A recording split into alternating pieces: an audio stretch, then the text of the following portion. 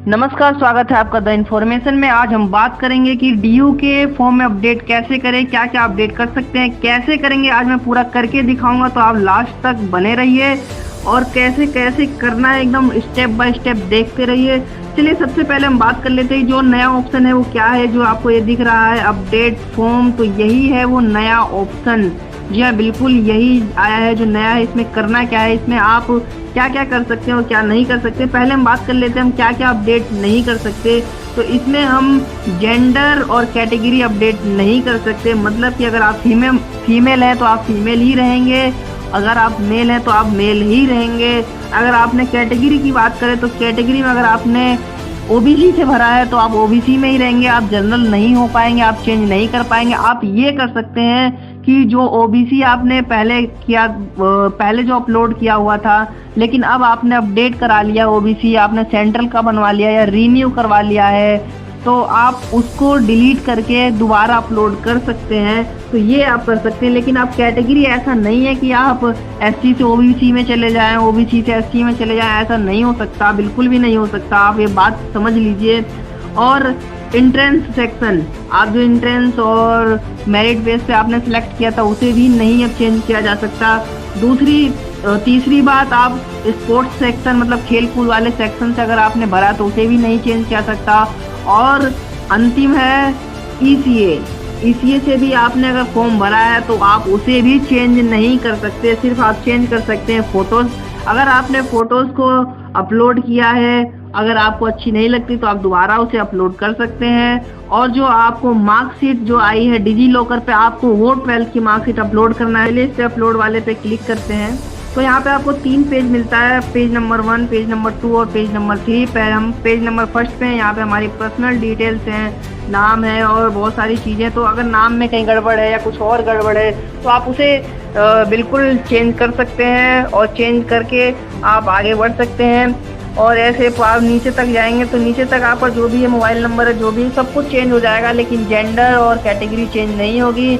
अगर आपको एडिट करना है तो आप ये जो हरा वाला बटन दिख रहा है आप इस पर क्लिक करेंगे, अन्यथा आप नेक्स्ट पे क्लिक करेंगे। तो नेक्स्ट पे जैसे हम क्लिक करते हैं तो हम आते हैं सेकंड पेज पे और यहाँ पे आपको फ़ोटोज़ मिल जाएंगी। आपने कौन कौन से, अगर आपको फ़ोटोज़ दोबारा अपलोड करनी है तो आप दोबारा अपलोड कर सकते हैं। यहाँ पे सिग्नेचर है, आप यहाँ से डिलीट करिए। डिलीट का ऑप्शन आपको रेड में दिख रहा है, उसमें रेड पे डिलीट करके दोबारा डालिए अगर आपको अच्छा नहीं लग रहा। और यहाँ पे आपको दिख रहा होगा कि 10th की मार्कशीट है, जो सर्टिफिकेट है, बोर्ड सर्टिफिकेट, उसे डालना है। और इसी तरह से यहाँ पे सर्टिफिकेट डालना है 10th की, लेकिन यहाँ पे आपको मार्कशीट डालनी है 12th की। आप देख रहे होंगे कि यहाँ पे मार्कशीट लिखा हुआ है लेकिन यहाँ पे सर्टिफिकेट लिखा हुआ है। वो जो सर्टिफिकेट है वो डेट ऑफ बर्थ के लिए चाहिए होगा, मतलब आपका जन्मदिन जो है वो कंफर्म करने के लिए चाहिए। तो यहाँ पे आप ध्यान दीजिए, आपको सर्टिफिकेट देना है, ठीक है, न कि मार्कशीट। और यहाँ पे जो है, यहाँ पे आपको मार्कशीट देना है जिसमें आपके नंबर आते हैं, वो देना है। इस बात को बिल्कुल भी ध्यान मतलब नज़रअंदाज मत कीजिए, ये बहुत इंपॉर्टेंट बात है। यहाँ पे लोग कंफ्यूज हो जाते हैं, 10th वाली मार्कशीट ही डाल देते हैं और उधर भी सर्टिफिकेट और मार्कशीट में थोड़ा अंतर नहीं कर पाते। तो आपको 10th में 2 चीज़ें मिली होंगी, दो कार्ड मिले होंगे। एक होता है मार्कशीट वाला जिसमें सारी डिटेल्स होती हैं, एक होता है सर्टिफिकेट जिसमें मार्कशीट नहीं होती है।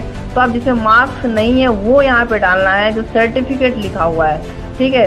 अगर आपने डाल दिया तो आप अभी चेंज का ऑप्शन है, यहाँ से आप जाएंगे तो यहाँ पे व्यू पे ये व्यू है, यहाँ से आप क्लिक करके देख सकते हैं। यहाँ पे सिलेक्ट फाइल है, डिलीट करके दोबारा अपलोड कर सकते हैं। आपके पास काफ़ी टाइम है, अभी कोई चिंता वाली बात नहीं है। और यहाँ पे जो 12th है, अभी आपने देखो 12th का आपने अभी नहीं डाला है, यहाँ पे 12th की मार्कशीट डालनी है। तो यहाँ पे सिलेक्ट फाइल करेंगे और यहाँ पे है मैंने ओबीसी से भरा है, नॉन क्रीमी लेयर से। तो हम जो है, जो पहले हमने अपलोड किया था, देखिए हमने पहले क्या अपलोड किया था, पहले हमने ये अपलोड किया था इस तरह से, लेकिन ये अब मेरा पुराना हो चुका है तो हम इसको नहीं करेंगे। अब हम इसको डिलीट करेंगे, डिलीट करके हम इसको दोबारा से करेंगे क्योंकि मैंने अपडेट करा लिया है। तो यहाँ से हम डिलीट करेंगे और इसको अपडेट करेंगे, लेकिन आगे बढ़ते हैं। और आपको से अपलोड करनी है तो यहाँ पे हम सिलेक्ट पे क्लिक करेंगे, आप जानते ही होंगे। और जैसे सिलेक्ट पे क्लिक करेंगे तो डाउनलोड्स पे जाएंगे। डाउनलोड्स के बाद हमारे पास ये सारी फाइल खुल जाएंगी इस तरीके से। आप यहाँ पे जाइए 3 डॉट पे, इमेज से क्लिक कीजिए और आपके यहाँ पे जो भी है इमेज आपको मिल जाएगा, आपने कहाँ पे रखा हुआ है। तो इस तरह से आप कैमरे में रखें तो यहाँ से आपको इमेज मिल जाएगा। तो आप कर लीजिए, मान लीजिए कि मैं वहीं से अपलोड कर देता हूँ, ये है मेरे पास। ठीक, लेकिन ये बता रहा है कि 500 KB से कम चाहिए, तो कम से ज़्यादा है। चलिए मैं इसको कर लेता हूँ 5 KB से कम, तो कोई बात नहीं। इसको करने के बाद हम कर लेंगे नेक्स्ट पे क्लिक। आप मतलब इसे कर लीजिए, कोई दिक्कत वाली बात नहीं है। इसको करने के बाद अब आएंगे हम 3rd पेज पे। और एक बात ध्यान दीजिए कि अगर आपने एक बार इसको फॉर्म भर दिया तो आप दोबारा फॉर्म नहीं भर सकते। आप इस बात को समझ लीजिए, अगर एक बार आपने कर दिया दोबारा नहीं कर सकते। यहाँ साफ साफ लिखा आ रहा है, आप पढ़ सकते हैं। और यहाँ पे जैसे सही का टिक लगाएंगे वैसे ही कंफर्म करेंगे तो आप दोबारा इसको अपडेट नहीं कर सकते।